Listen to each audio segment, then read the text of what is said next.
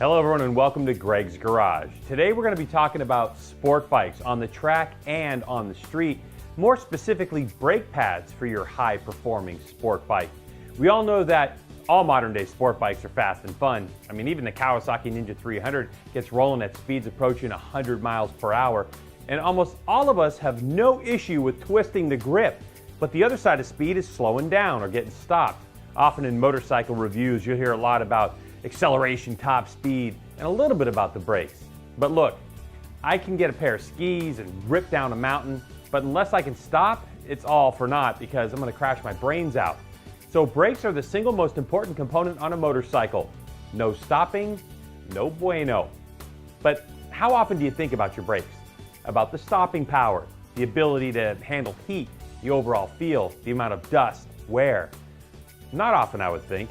But when you take your bike to the track for racing or a track day or go carve the canyons, it's something you really need to start thinking about. So with that in mind, I want to welcome pro racer Jeff May to the garage to talk about brakes and specifically the brand SBS. Hey Jeff. Doing great today, Greg. Thanks for having me. Well, thanks for joining me. Let's kick it off with this. Tuning your brakes. It's massively adjustable, isn't it? Well, I mean, there's quite a bit of things. I mean, honestly, there's so many different compounds and constructions and brake pads that you can tune it to a specific riding style that one may have, a specific feel that one rider is looking for. And then with that, you can find time, you know. I mean, braking is a major aspect of going fast on the racetrack. So the more comfortable the rider is and getting the feedback that he or she needs is key. Now, brake pads are not all the same. What are some of the differences in pads that people have access to? Well, I mean, in general, you can find something that's going to be more durable. It's going to last a lot longer. It can probably give you more bang for the buck. But then, in the end result, it's probably not going to have as much bite or as much stopping power.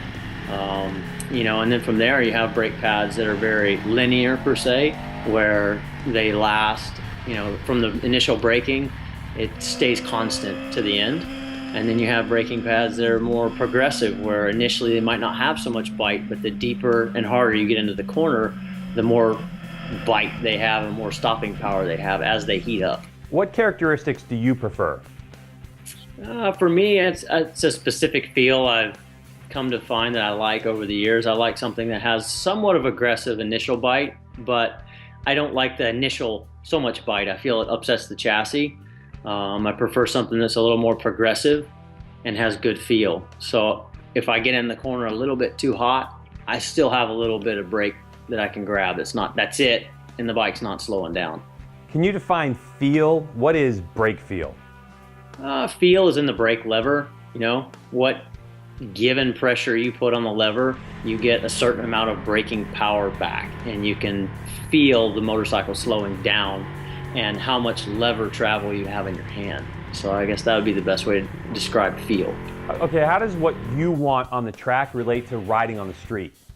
Well, you know, you wouldn't want to use the same pad on the street as you'd use on the racetrack because you're not going to see the temperatures. You're going to want something that has good feel and good bite on the street, because if it doesn't, you say you put a carbon pad in there, you don't get any heat in it, you're going to grab the brake lever and you're going to scare yourself because the bike's not going to want to stop. So that's a key factor you have to keep in mind, is what you're actually going to be doing. Are you going to be riding on the street? Are you going to be doing track days? Or are you going to be racing? What if I'm nervous about making a change from OEM or stock pads? Any advice for me? Well, I mean, there's a lot of technology and a lot of very educated people out there. You know, it's good to get out there and talk to some of the representatives that represent a brand and ask them about their product and what key features it has, and not be afraid to try it. Nothing is going to, that I've seen, you're going to throw in there and it's just not going to work. You know, they're all going to break very well. The technology in motorcycling has come to a pinnacle point now, and everything is actually pretty good. There's variables within there as far as how good can it actually be. This is kind of an obvious question, but why SBS? I've been on and off with SBS since, I want to say 2001. So we're looking at, 15 years now. Some teams I've ridden for, you know, you're stuck with a particular brake pad brand because of sponsorship agreements. But whenever I've been free to use whatever I want to use, I use SBS. I've found that especially their racing pad gives the best of everything as far as feel, durability, and outright just the best braking power of any pad I've ever used. And I wish I could show you the pads from the Daytona 200 last year that man, they don't even look like they've been used, but yet they have superior braking power over anything I've ever used and my competition. So it's unreal that, you'd think they'd be gone. Typically something with a lot of braking power is a softer pad, like a softer tire, and you use it up. But these things, they're insane how well they work and how long they last. Well, Jeff, thanks for taking your time to educate us on brake pads and SBS. Much appreciated. For more information on SBS brakes and all the pads they have available, visit their website, sbs-friction.dk. So there you have it, folks, another possible adjustment for your sport bike. Whether you're on the track racing or doing track days or on the street, keep in mind you can find the specific feel you're looking for by giving new brake pads a try. Well, that'll do it for now. Thanks for joining me here on Greg's Garage. Until next time, have fun and ride safe. See ya.